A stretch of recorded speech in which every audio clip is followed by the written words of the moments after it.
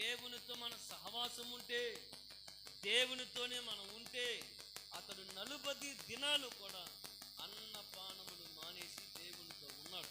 దేవునికి స్తోత్రం కలుగునుగా. కాబట్టి దేవునితో సహవాసం చేయటం వల్ల అతని ముఖంలో ఒక అద్భుతమైన కాంతి ప్రకాశించింది.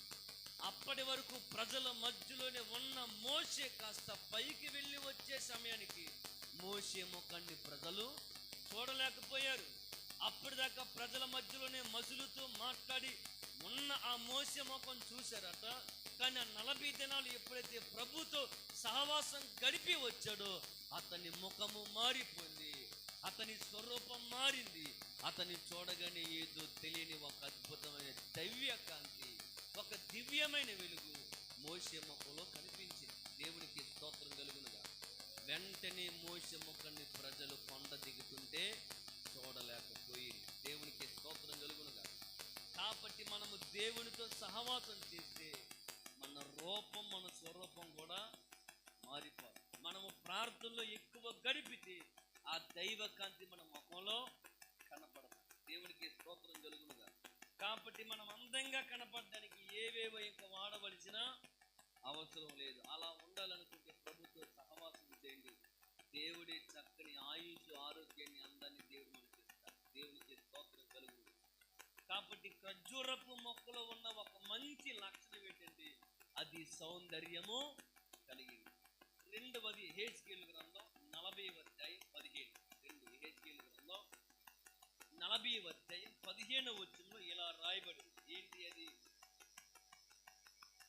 చదవండి ఆ మాట. అది మొదటి 40:15.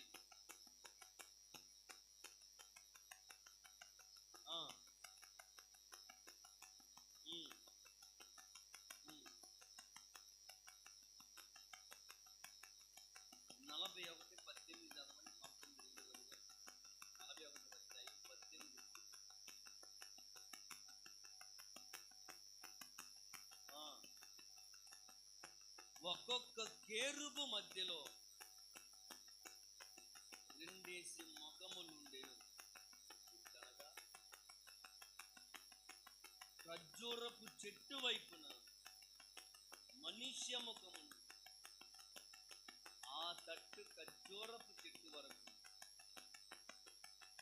సింహపు ముఖములను కనబడెను.